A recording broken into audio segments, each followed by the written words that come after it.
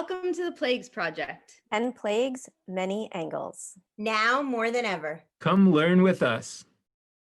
Time present and time past are both perhaps present in time future. Time future contained in time past. If all time is eternally present, all time is unredeemable. T.S. Eliot, Burnt Norton. Where were you when I laid the foundations of the earth? Job 38:4. The arrival of COVID-19 has altered our collective and individual relationship to time and temporality. It has clarified our fundamental relationship to time and temporality, has jolted us from our routine, and exposed the fragility of our plans on a planetary scale. Life in a pandemic has felt like one long day of awe. It is a holiday in the way that a fast day is a holiday. In the way that Ecclesiastes 7:2 says, it is better to go to a house of mourning than to go to a house of feasting. For it is a holiday in the sense that it alters our relationship to time itself. What is new about coronavirus is paradoxically that it is not new. Plague was given for our ancestors who recognized in it a rebuke from God and a call to change. The great surprise for us is that despite or even because of our technological and scientific advances, we are vulnerable to catastrophe. We humans have exerted great mastery of our natural environment, but we are still at nature's mercy, which is to say, at God's. Coronavirus reminds us not just of the vulnerability we often deny, it reminds us that denial itself makes us vulnerable. God blessed humanity to fill the earth and subdue it, Genesis 1:8. But God also cursed humanity, saying, by the sweat of your brow you will eat bread until you return to the ground, for out of it were you taken, for you are dust, and to dust you will return. The default position of Western modernity or secular society is Genesis 1. The sobering backlash we will increasingly receive as a result of hubris is Genesis 3. Biblical theology presents us with a paradox, explored virtuosically and iconically in Rabbi Joseph B. Soloveitchik's Lonely Man of Faith. It still resonates. We are supposed to be like God, but we are also to remember that we are not God. The former means we are required to be creators and agents, while the latter means that we are required to be humble about the limits of what we can and should know and do. When we discover a vaccine, and we have, when we use media and technology to limit the spread of the plague, we are acting like God. But when we witness the inadequacy of our efforts, the limits of our understanding, the constraints on our political and cultural life, we discover that we are not God. Thus, there are at least two dimensions to this pandemic. There's the biological dimension of the plague itself, but there's also the social dimension of how we interact with our situation. In the past, it was easy to accept that we were not God. We knew less about the laws of nature and how to manipulate them. Today, it is both harder and more necessary. The risk in admitting you aren't God is fatalism, accepting things that you can and should change. But this is a cultural risk we need to take given our bias is overweighted to emphasize a sense of control. I do not remember a specific day on which coronavirus arrived. It was already in the world and in the news long before I knew anything about it, long before I acknowledged it. Yet even before there was coronavirus, life was fragile and finite. And when coronavirus no longer occupies our global bandwidth, there will still be plenty to worry about. There is nothing new under the sun, says Ecclesiastes 1:9. As I wrote these words, as I speak these words now, the pandemic is the present reality, albeit in a new phase. We still don't know, quote unquote, when it will end, whatever that phrase might mean. We also don't know what its legacy will be on our customs, values, institutions, and worldview when the pandemic is over. Did 9/11 end on 9/12? Did Revelation end after God showed God's self at Sinai? Did the expulsion from Eden end the day after Adam and Eve were shown the door? Has the destruction of the temple ended 2,000 years later? Great events have the quality of dividing time into before and after. Christians mark their calendar, BC and AD. For Jews, the calendar begins with creation, meaning that the first and perhaps great temporal axis is before and after God said, "Let there be light." The creation story is the bedrock motif of all that is to come. God repeats creation by saving Noah from the flood, then again by choosing Abraham for a holy mission, and later by taking the Israelites out of Egypt and giving them the Torah. In the messianic future, imagined by prophets like Isaiah, the world will be recreated yet again. Events are traumas, even when they are positive. They are literally wounds in time. Events make us say we will never be the same. And this is the paradox of COVID-19. On the one hand, nothing new under the sun. On the other hand, we are shocked and we feel that life will never be the same. Yet most of us don't think of Pearl Harbor, the Battle of Gettysburg, the Treaty of Ghent, for example, every day. We know there will be a time when COVID-19 is no longer news, but rather memory. A time even further when it is no longer or barely even memory, but history. As time passes, the eventfulness of events fades and discrete events begin to look similar. Even as events unfold, we can't but interpret them in light of past experience and tradition. In the biblical and midrashic tradition, we see this idea in the notion that the same dramas recur. Cain and Abel reappear in the form of Esav and Yaakov, Leah and Rachel, Yosef and his brothers. Traces of the Akedah, the binding of Isaac story, can be found in the story of Hannah giving up her only son Shmuel to become a priest. Yiftach's sacrifice of his daughter offers yet another retelling. The Mishkan, the tabernacle, is a forerunner of the Bayit, the Davidic temple. In other words, the biblical stories rhyme with one another. One reason why we turn to stories, myths, and past precedents for guidance is because those ones have a beginning, middle, and end. Yet life, as we experience it, does not follow such a neat narrative arc. We can't know what the end will be, both in the sense of an end of history and in the sense of an end of our own lives. We also can't consciously remember the moment of our birth and have to rely on evidence such as birth certificates and the testimony of those who were there to see us enter the world. But even when those people did see our birth, what exactly did they see? Our origins and ends are deeply mysterious.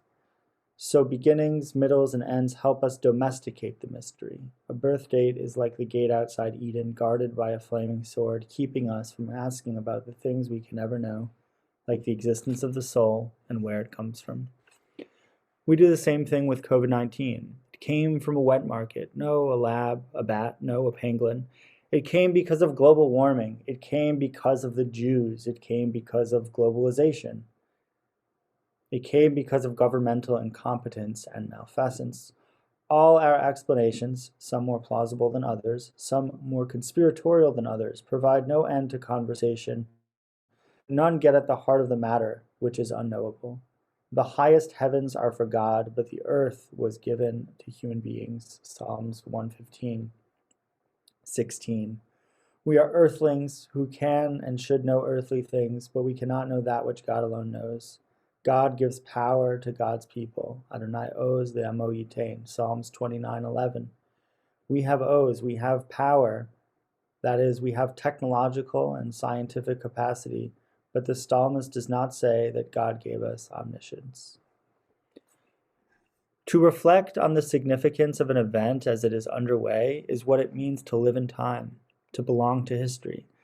There is no Archimedean point outside of history from which we get to judge our moment. We read the story of Noah seeing the dove and imagine him stepping off the ark. But we read and study that story while we ourselves are in the dark. Imagining Noah through hindsight bias, we think that he knew everything would be fine all along. All's well that ends well. We don't consider that he might have been anxious, that his family might have had many difficult moments huddled together in quarantine. Likewise, we tell the story of Esther as a story of catastrophe averted. Even those of us who undertake the fast of Esther know a miracle is on the other end. But did Esther's people know it at the time? The Torah suggests the ancients were not as self-assured as we might project onto them. God reveals God's self to Moses as the God of your father, the God of Abraham, the God of Isaac, the God of Jacob. Exodus 3:6. At the precise moment in Moses' own life when the future seems so uncertain, he is shown a God who visited his ancestors when they too were uncertain. He was offered the consolation of finding himself in the story of the past. When Jacob flees Esau for his life, he prays, God of my father Abraham, God of my father Isaac. Genesis 32:9. Jacob does not think of himself as a biblical protagonist. He looks to his ancestors. Jacob does not say it will all work out, the book must continue, Jewish history needs me to survive. He prayed. The example of Moses and Jacob appealing to their own past is a hint that for the Torah, tradition is not about the beginning or the end, but the middle of life. If even the greats do not feel authentic or confident about their place in the world, paradoxically, we shouldn't feel inauthentic or unconfident about ours. We are in good company. How does the meaning of the Torah change when you consider it not as something studied before creation or at the end of days, but as something studied in moments of stress and difficulty? Is this one of the possible meanings of the rabbinic dictum, the Torah was not given to angels of heaven, Talmud Shabbat 88b? The Torah was not given to beings at peace with their reality, but to beings in angst.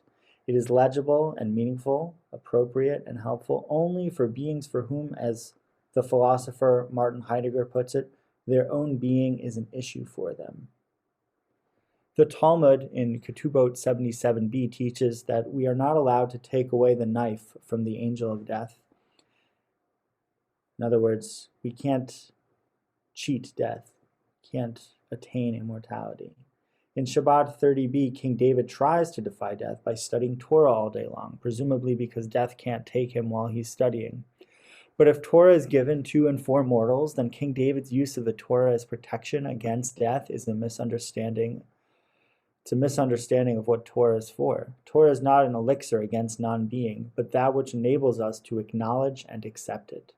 Read existentially, the Torah scholar's superpower is not immortality, but a greater capacity to choose life, which means to choose to be mortal. In Being and Time, Heidegger makes a now classic distinction between fear and anxiety. Fear, he claims, has an object, but anxiety has none. Fear is about what the world can do to me, all the bad things that can happen, what will be if my plans and hopes fail. But anxiety, which is deeper fundamental structure of our existence, our consciousness, is about the brute fact that we are mortal, that our life choices are singular and irreversible, that we have only one life to live, and that we must live with ourselves at each moment until we are no more. Heidegger reads Tolstoy's tale, The Death of Ivan Illich, as an example of how social life can't accommodate and actively represses the private anguish that each single person feels when confronted with the prospect of their own death. Ivan Illich receives visitors who make small talk and fail to appreciate his incommunicable experience. But once, when Illich was healthy, he was just like them. On Heidegger's interpretation, we are all like Illich's friends and Illich at the same time. On the one hand, we are always dying. At the same time, we are always in denial, or at least mostly in denial. To transpose this reading into a Jewish idiom, we are at once in our selfhood Job and Job's friends. Job's friends are the part of ourself that is socialized, the persona we have come to call our identity. Job, meanwhile, is the part of ourselves that is constitutionally unreconciled to the world, perennially defiant and troubled no matter what. Viewed psychologically, it hardly matters whether Job is justified in his complaint against God. And here I come to one of the so-called silver linings of coronavirus, if one can use such a term. In our solitude, in our aloneness, we have the opportunity to experience the vulnerability of life itself. Instead of relating to daily life through the prism of Ibn Illich's visitors and Job's friends, we finally, hopefully, get a taste of the preciousness of our singular life. One of the strange features of a plague is that we can potentially give ourselves and others more allowance to be and to present as Job, not Job's friends. And yet so much of the discourse around COVID-19 follows the pattern of avoidance Heidegger calls idle chatter, Gerede.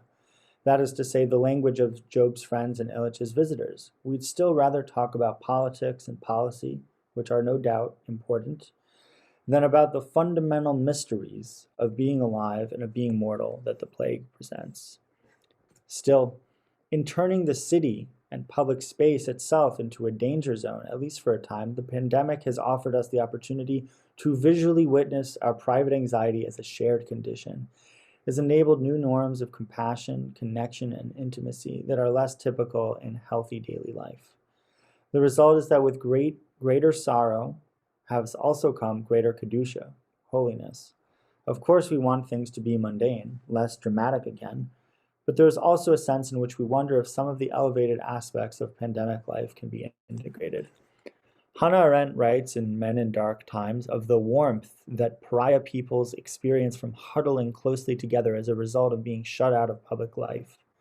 Of course, we should not prefer the ghetto to the arena, disenfranchisement to full citizenship and rights.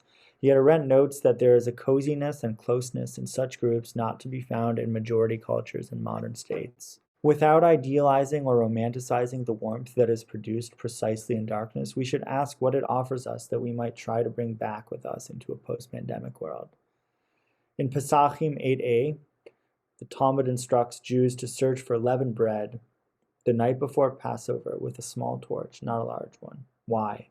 Because the point is not to find the leavened bread, but to search for it. That is, the purpose of the light is not to see objects, but to see the darkness, to see the difference that a small light can make in a large darkness.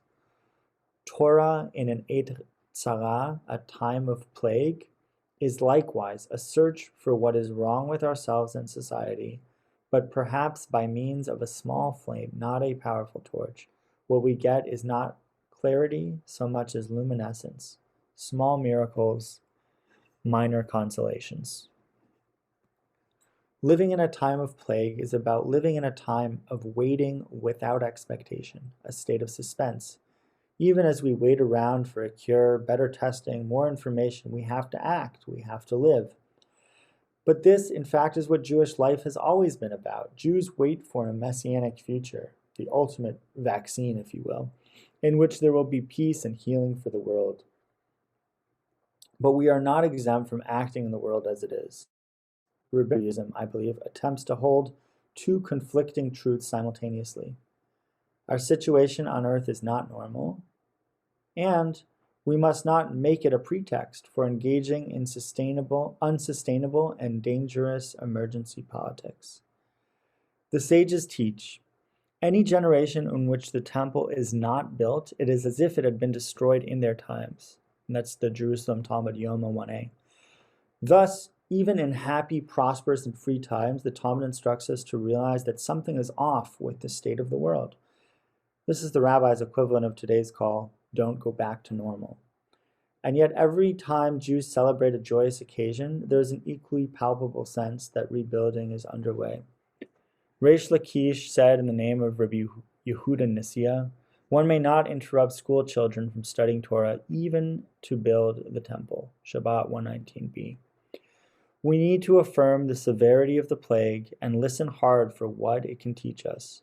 But we should also give ourselves permission and encouragement to delight and to build, even in a time of constriction. Mourning the state of the world, the loss of the temple, and finding hope and meaning in it, as it is, letting children take precedent over rebuilding it, are complementary.